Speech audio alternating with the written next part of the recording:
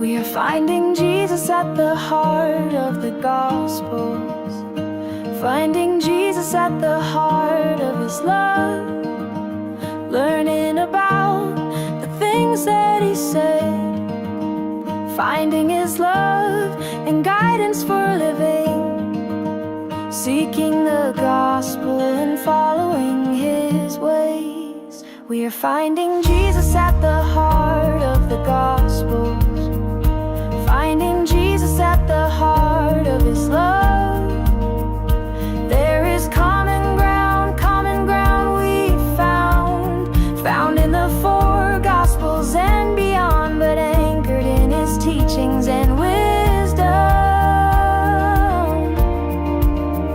Seeking Jesus, we are searching His word. Seeking Jesus, we are resting in His grace. We are the Good News Fellowship, growing and following His love. We are the Good News Fellowship, seeking Jesus' guidance from His word.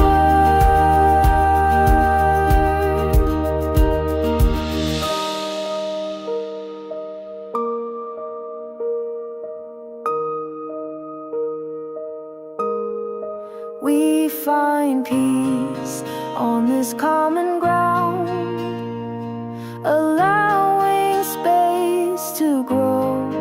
We find peace on this holy ground. Sacred ways are felt and unity is sound.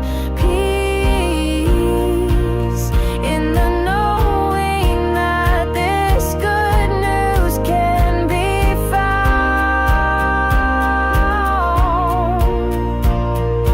Jesus at the center of our hearts, Jesus at the center of our hearts, Jesus at the center of our hearts, Jesus at the center of our hearts, Jesus at the center of our hearts, Jesus at the center of our hearts. Welcome to our Good News Fellowship. Welcome to our Good News Fellowship.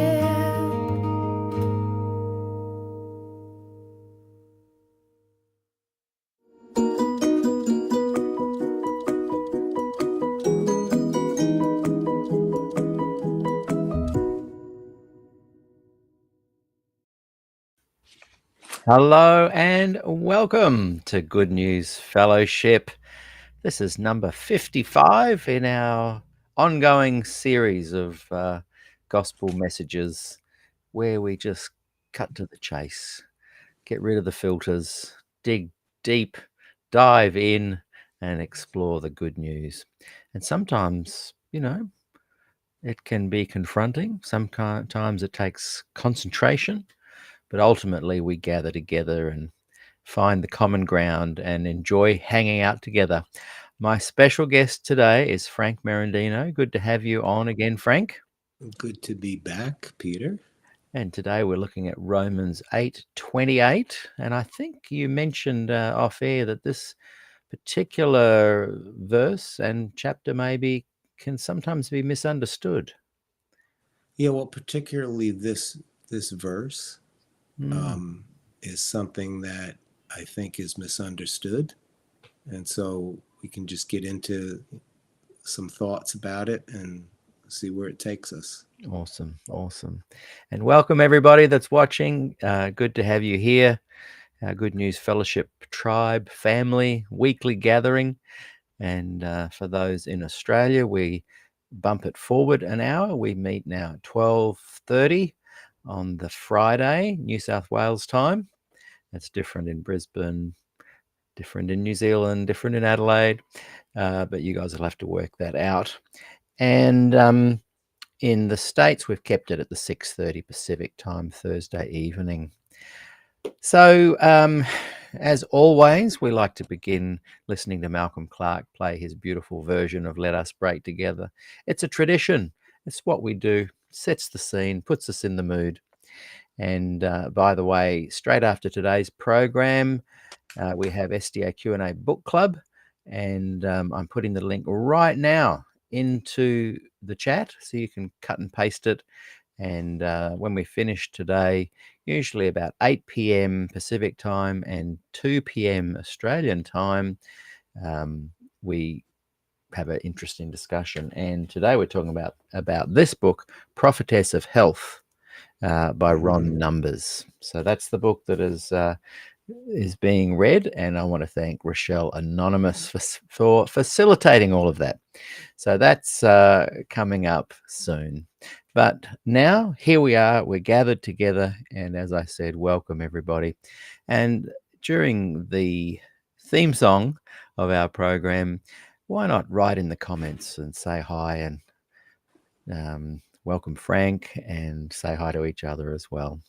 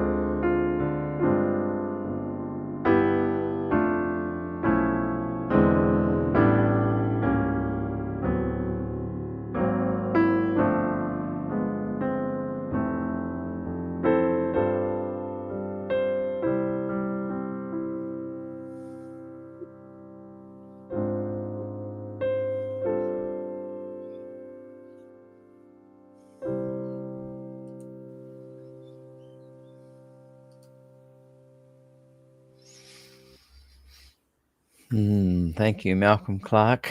That beautiful rendition of Let Us Break Bread Together. It's our theme song. And I believe one day this group will get together on this earth and actually hang out. So I'm looking That'd be forward. fun. Yeah, I'm looking forward to it. I've planted the seed and now we'll just kind of see what happens. But I'm thinking Fiji. Fiji's kind of not far from LA and cheaper than Hawaii. A couple of extra hours in the plane for you Everything's guys. far from me in Connecticut. So Oh, that's right. Yeah. Wow, that would be an extra special mission. yeah. So, well, you never know. We might have the Good News Fellowship traveling Good News special show.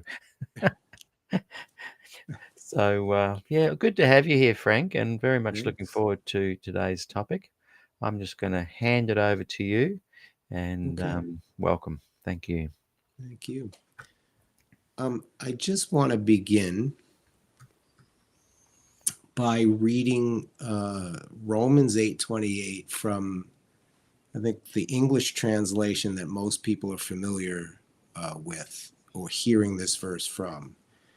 And that's the King James Version. And in the King James Version, it translates like this: all things work together for good for them that love the Lord and are the called according to his purpose. So keep that in mind. And Romans 8:28 is one of the most quoted and memorized and sometimes or even often misunderstood verses or texts in the entire scriptures, I think.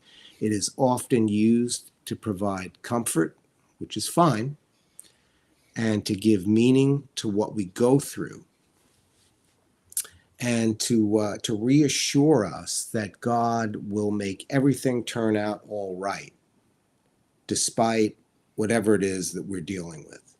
It's sort of like a spiritualized version of every cloud has a silver lining. Right? All things work together for good for them that love God.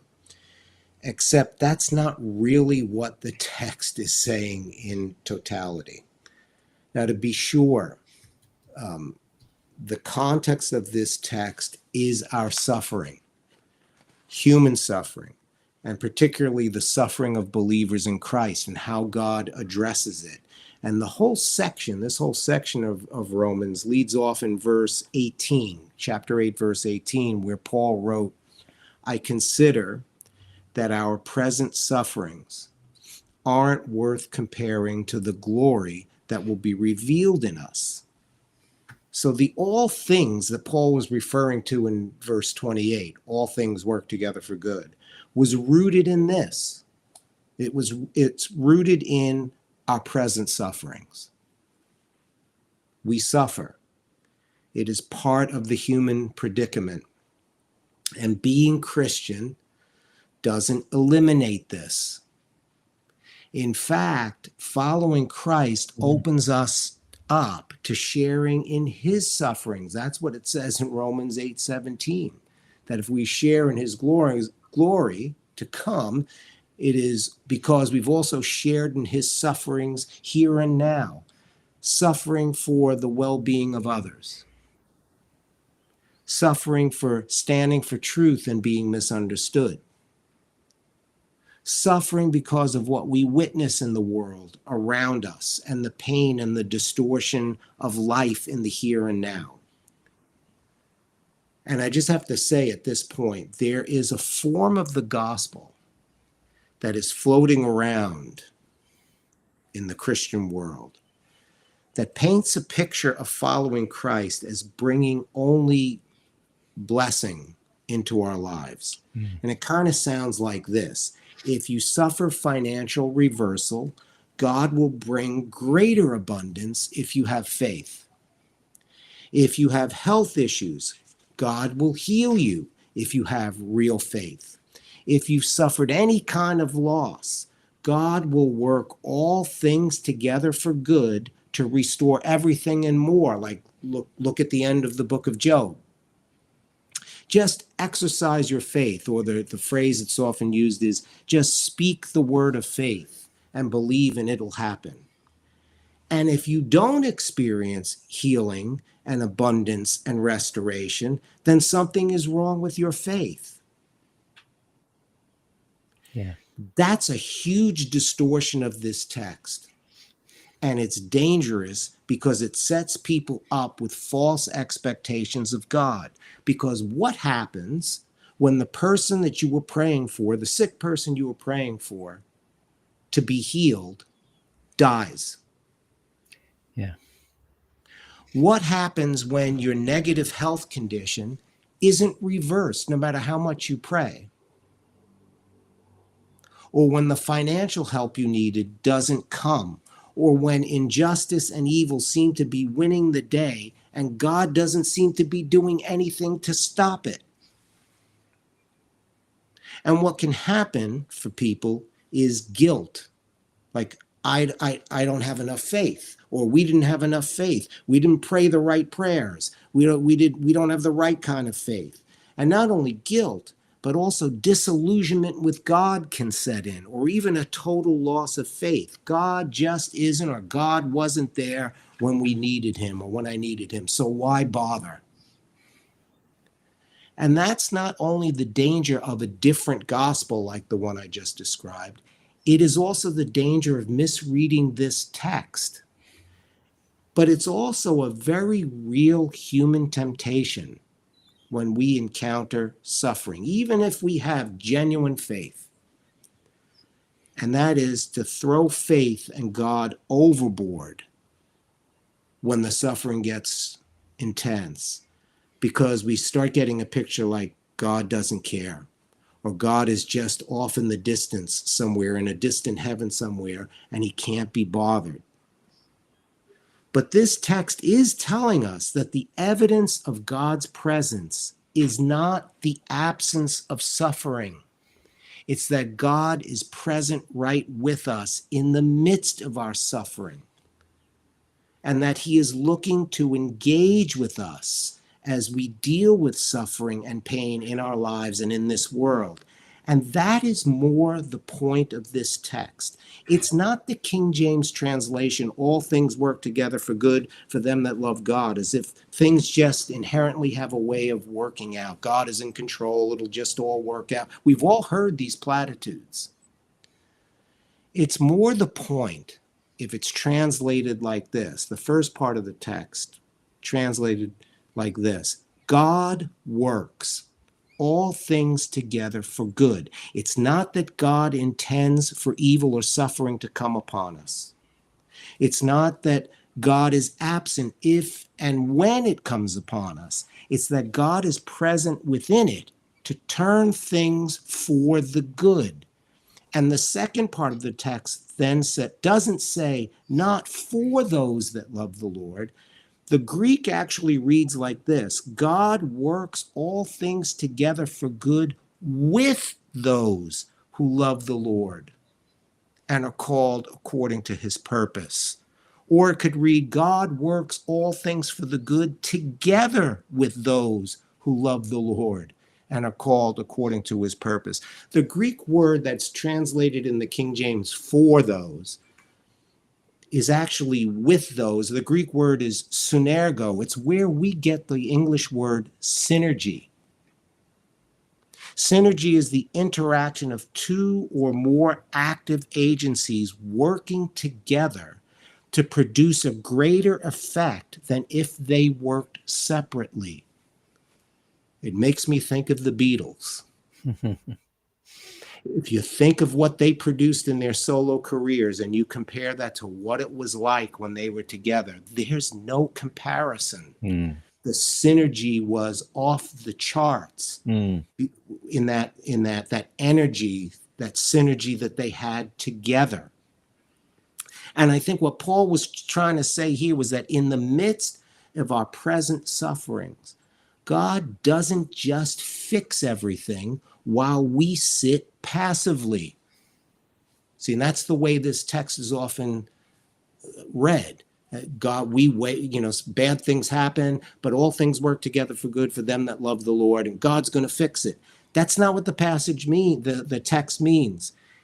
What it's saying is that God looks to engage us actively, to involve us, to work together with us, not for our salvation, but for his purposes of bringing healing and restoration, not only to one another as believers, but to people and to a world caught in pain and brokenness. And the people that God looks to involve are those who earlier in this chapter are described as those who are groaning within their own sufferings.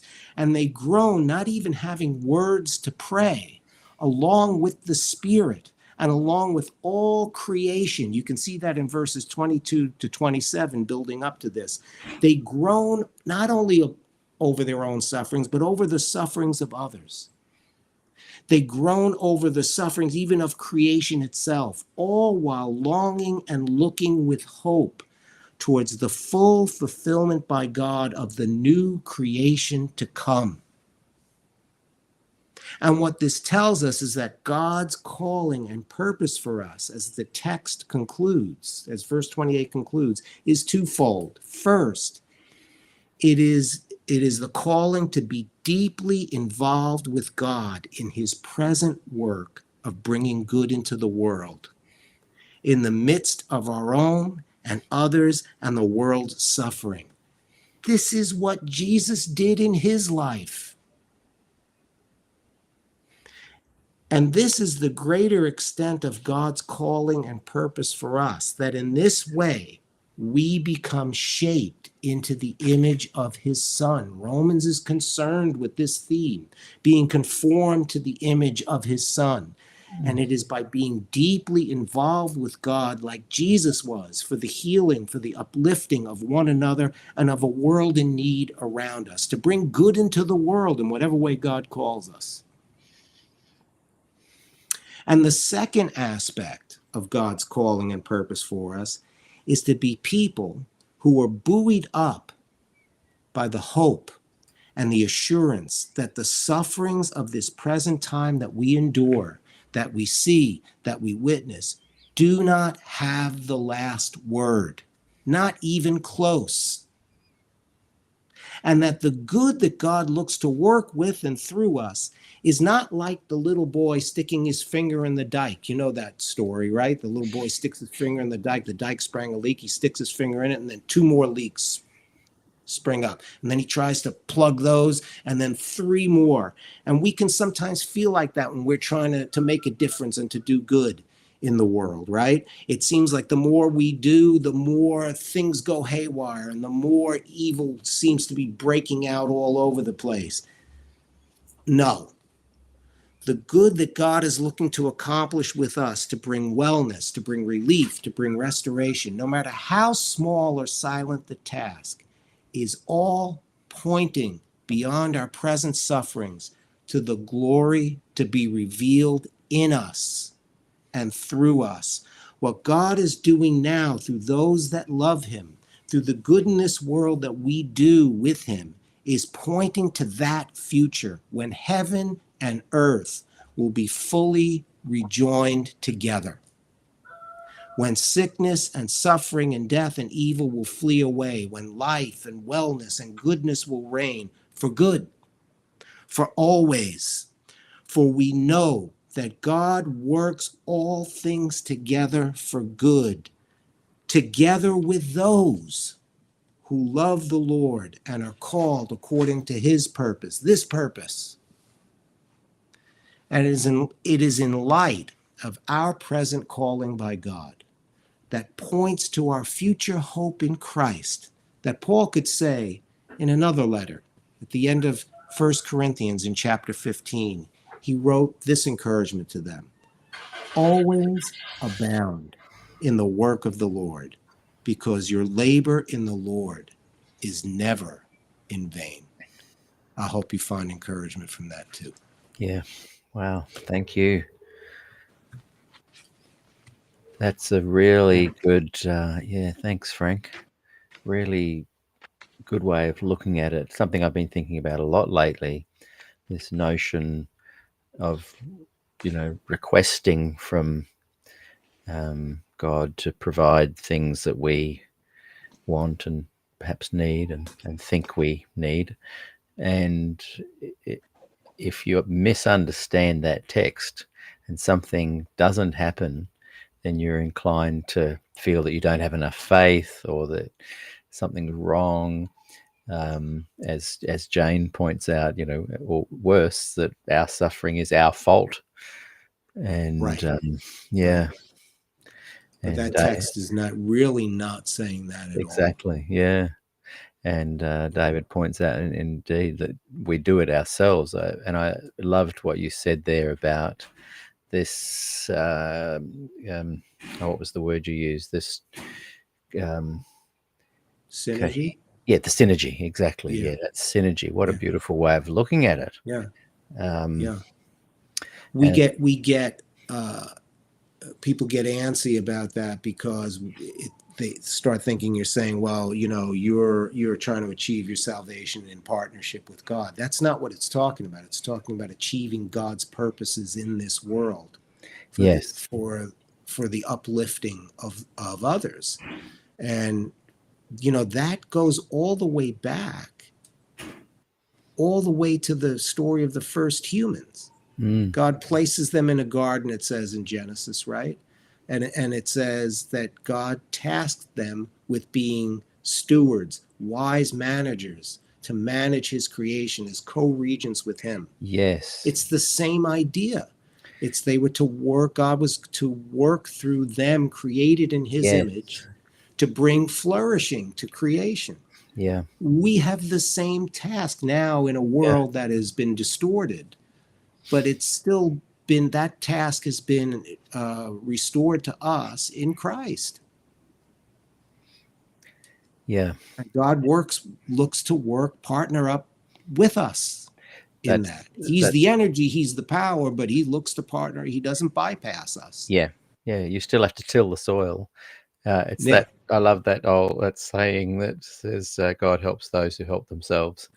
And that's often misunderstood as well. But that idea of, you need to put the effort in. There's work here. There's discipline. There's not just some esoteric, oh, thank you, and I'm going to get all the money from my prayers. God is calling us as responsible, intelligent beings to cooperate with him. Yeah. To extend what he wants to do for the world. And Moto Sapien writes, Frank well said, it makes the bad things that happen your fault and makes you distrust and resent God. And Jude says, thank you, Frank. Awesome. Yeah, I know it was a little bit short, I realize, but the shortness of something doesn't take away the impact of what is being said. Cindy Lou said, a blessed spiritual word, Frank. Thank you. Just bring up a few comments here. There is a difference between working for our own salvation and cooperation with his plan for our lives. And David thanks us. I know it's late where David is, so he gets to go to bed a bit earlier if we finish a bit earlier. Thank you, Frank. And me too. and we just like hanging out, getting together. It's really good. And just a quick reminder, we'll give Book Club a plug in about an hour. Click the Zoom link. I'll just put it into the chat again. I'm just looking there now, and there's already people joining. That's all right. In fact, if where is it? Where have I gone? I've made myself disappear. There we go. So I'm just putting in the chat. There's the link to Zoom Book Club, and David has just written, I like a short message and precise. What I'm trying to do, Frank, I mentioned this last week, is set up Good News Fellowship little satellite groups around the world. There's already 2 or 3 that have Oh, wow. organically set up, and each week they just go through another of the programs that we've uploaded now onto YouTube, and they then wow. discuss it. So yeah, so it just happened organically, and I've been writing to a few of them, and a lot of them meet on the weekends in people's lounge rooms. Someone meets in a park, and they just get together, and they are working through the messages that we provide each week, and then have a discussion. And so I'm setting it up in a that's slight, great. not an organized hierarchical system, but I'm setting up in such a way that there's at least some guidelines that keep it true to what we're trying to do, where there's someone that facilitates. They don't ask for money. I encourage them to tell the people that come to bring a plate and a food, which they can share, and they just watch a program and then have a good discussion about it, and then break bread together, have lunch. And That's great. yeah, so these are just little That's satellite Good News Fellowship groups. It's never going to be organized in the sense of a PTY limited organization like that, but I'll try and coordinate it to some degree so that we can keep a bit of a theme going. And the plan is that once we've got a few of these around the world, that we can start organizing maybe a quarterly catch up in the zones. Like, for example, there's 2 that meet every week within about 5 hours of me, and we'll try and find a central place where we just come together for a weekend and hang out and break bread together and chat and maybe talk about some of the programs. And then once a year, I want a Good News Fellowship gathering somewhere where we can all get together.